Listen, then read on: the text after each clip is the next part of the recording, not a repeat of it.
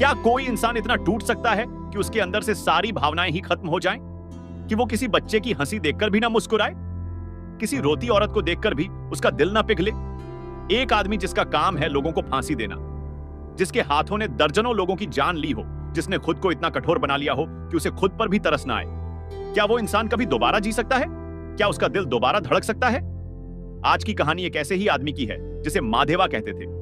एक ऐसे आदमी की जिसने अपनी भावनाओं को मौत से भी ज्यादा गहरे दफन कर दिया था। पर एक लड़की आई और उसने वो सब उखाड़ दिया जो माधेवा ने इतने सालों में दफनाया था। यह कहानी है माधेवा की। 1980 का दशक, कर्नाटका का एक छोटा सा गांव, धूल भरी सड़कें, पुराने पेड़, जेल की ऊंची दीवारें और एक रेलवे लाइन जो गांव के किनारे से गुजरती थी। इस गांव में एक आदमी था, माधेवा। माधेवा का काम था फांसी देना। वो गवर्नमेंट का ऑफिशियल हैंगमैन था। जब भी किसी अपराधी को कोर्ट फांसी की सजा सुनाती तो माधेवा ही वो रस्सी बांधता था, वो ही वो लकड़ी का तख्ता हटाता था, वो ही उस पल का गवाह होता था जब एक सांस हमेशा के लिए रुक जाती थी। फिल्म की शुरुआत एक ऐसे ही दृश्य से होती है। माधेवा ने अभी अभी एक कैदी को फांसी दी है।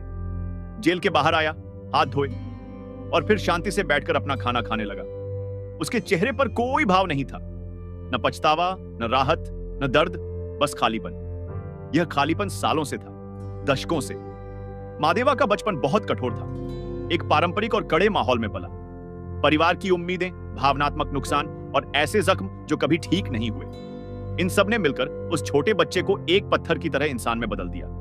जब बड़ा हुआ तो उसने वो काम चुना जो उसे सर्टेनिटी देता था, यानी पक्का यकीन। मौत हमेशा सच होती है, झूठ नहीं बोलती, धोखा नहीं देती। इसीलिए उसने हैंगमैन का काम चुना। उस सर्टेनिटी में उसे एक अजीब सी शांति मिलती थी, पर इस काम ने उसे और भी ठंडा कर दिया। दशकों की फांसियों ने उसे ऐसा बना दिया था कि वो किसी गर्भवती औरत को बस में जगह भी नहीं देता था। किसी खेलते बच्चे को देखकर भी उसके मुंह पर एक मुस्कान नहीं आती थी। वो बस था, जी नहीं रहा था, बस था। उसके दो दोस्त थे, करुणाकर जो एक ट्रेन का लोको पायलट था, और नंदिश। दोनों जानते थे कि माधेवा का यह ठंडापन असलियत में एक बहुत गहरा दर्द है जिसे वो छुपाता है। दोनों उसके साथ रहते थे क्योंकि वो जानते थे कि इस आदमी को किसी न किसी की जरूरत है, भले ही वो खुद इसे माने या ना माने। और फिर एक दिन परवाथी आई। परवाथी एक जवान, खूबसूरत और गर्मजोश लड़की थी। उसकी मां सुभद्रा जेल में बंद थी। परवाथी को किसी ने बताया कि माधेवा जेल के अंदर के लोगों को जानता है, उसकी वहां पहुंच है। शायद वो उसकी मां तक पहुंचने में मदद कर सके। परवाथी माधेवा के पास गई। माधेवा ने उसे देखा, उसकी बात सुनी और फिर बिना कोई जवाब दिए वहां से चला गया। पर परवाथी रुकी नहीं। वो रोज आती, रोज अपनी मां के बारे में बताती, रोज एक उम्मीद लेकर आती। माधेवा रोज उसे इग्नोर करता, पर परवाथी की बातें, उसकी आवाज, उसकी आंखों में वो गर्मजोशी धीरे धीरे उस दीवार में एक दरार डालने लगी जो माधेवा ने अपने चारों तरफ बना रखी थी। एक दिन परवाथी रो रही थी, जेल के बाहर, अकेली। माधेवा वहां से गुजरा, रुका। पहली बार उसके अंदर कुछ हिला। उसने पहली बार परवाथी की मदद की, एक छोटी सी बात, पर वो पहली बार था और इसी से एक रिश्ता शुरू हुआ। धीरे धीरे माधेवा और परवाथी के बीच एक अजीब सा जुड़ाव बना। परवाथी जानती थी कि माधेवा कठोर है, पर वो यह भी जानती थी कि उसके अंदर कोई है जो बहुत अकेला है। वो उस अकेलेपन को समझती थी और वो उसे दूर करना चाहती थी। माधेवा के लिए यह नया था, बहुत नया। वो जो भावनाएं उसने दशकों से दबाई थीं, वो हिलने लगी। उसे अजीब लगने लगा। वो नहीं जानता था इन भावनाओं के साथ क्या करे। वो इनसे डरता भी था, पर पार्वती ने उसे डरने नहीं दिया। वो आती रही, बात करती रही, उसे हंसाने की कोशिश करती रही। और एक दिन माधेवा हंसा, बस एक बार, एक छोटी सी हंसी। पर वो शायद सालों में पहली बार था। फिल्म फ्लैशबैक्स के जरिए माधेवा का पूरा अतीत दिखाती है। उसके बचपन की कहानी, उसके परिवार की कहानी, वो जख्म जो उसने झेले, वो प्यार जो उसे मिला और जो उसने खोया। इन सब ने मिलकर उसे वो बनाया जो वो था। पर अब परवथी थी और सब कुछ बदल रहा था। पर जिंदगी में सुकून हमेशा ज्यादा देर नहीं टिकता। गांव में एक खतरनाक और ताकतवर आदमी था, समुद्रा। समुद्रा एक बड़ा बदमाश था, रौबदार, खूंखार और बेरहम। उसका भाई किसी अजीब तरीके से मर गया था और उसे शक था कि उस मौत के पीछे माधेवा का हाथ था, या कम से कम माधेवा कुछ जानता था। समुद्रा ने माधेवा और परवाथी दोनों को निशाना बनाने की ठानी। वो माधेवा के पीछे पड़ा, उसे धमकाने लगा, गांव में उसके खिलाफ माहौल बनाने लगा। और यही वो वक्त था जब माडेवा के अंदर कुछ और जागा।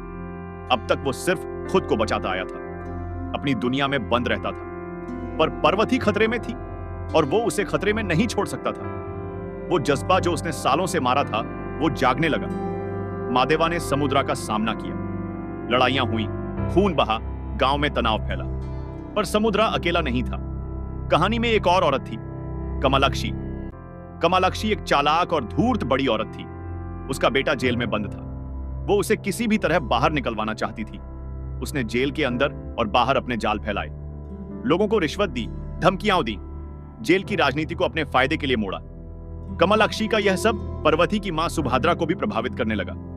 पर्वती की मां की जेल में स्थिति और मुश्किल होने लगी। पर्वती घबराई। वो मादेवा के पास गई और मादेवा ने पहली बार किसी के लिए पूरी तरह खड़े होने का फैसला किया। उसने कमलाक्षी की चालों को समझा, जेल के अंदर के लोगों से बात की, उन कनेक्शंस को यूज किया जो उसने सालों में बनाए थे, और पर्वती की मां को उस खतरे से बाहर निकाला। पर सबसे बड़ा ट्विस्ट अभी बाकी था। कहानी में एक और विलन था, एक ऐसा दुश्मन जिसकी पहचान बहुत देर से हुई। एक सरप्राइज था जो किसी को उम्मीद नहीं था। एक ऐसा इंसान जो बहुत करीब था, बहुत भरोसेमंद लगता था, पर असलियत में सबसे खतरनाक था। जब उसकी असलियत सामने आई तो मादेवा की दुनिया फिर से हिल गई। पर इस बार मादेवा अकेला नहीं था। पर्वती उसके साथ थी, करुणाकर उसके साथ था, नंदिश उसके साथ था। और इस बार मादेवा ने उस ताकत से लड़ाई लड़ी जो उसके अंदर हमेशा से थी, पर जो वो कभी बाहर नहीं आने देता था। खून बहा, जमीन हिली, पर मादेवा डिगा नहीं। उसने उस असली दुश्मन को हराया। उसने न्याय दिलाया, न सिर्फ पर्वती को, न सिर्फ उसकी मां को, बल्कि उन सब लोगों को जो इस पूरे जाल में फंसे थे। और अंत में, फिल्म के आखिरी पलों में, मादेवा वापस अपनी उस जगह पर खड़ा था, जेल के उस आंगन में जहां फांसी होती थी। वही रस्सी, वही तख्ता, पर इस बार उसके चेहरे पर कुछ था, एक एहसास। वो जो काम करता था वो उसकी जिम्मेदारी थी, कानून की, न्याय की। पर अब वो इस काम को अंधेपन से नहीं करेगा। अब वो इसे समझ के साथ करेगा, दिल के साथ, इंसानियत के साथ। उसकी ड्यूटी वही थी, पर वो इंसान बदल गया था। पर्वती दूर खड़ी थी, उसकी मां उसके साथ थी। दोनों ने मादेवा को देखा। मादेवा ने पर्वती की तरफ देखा। एक नजर, बस एक नजर, पर उस नजर में सब कुछ था। मादेवा की कहानी दरअसल यह सवाल पूछती है कि क्या इंसान बदल सकता है? क्या जो सालों से टूटा हुआ हो, जो सालों से दर्द में हो, जो खुद को बंद कर चुका हो, क्या वो दोबारा खुल सकता है? जवाब हां है, पर उसके लिए चाहिए एक ऐसा इंसान जो उसे हार ना माने, जो बार बार आए, जो रोज एक उम्मीद लेकर आए, जो उसकी दीवार को तोड़ने की कोशिश करे बिना थके।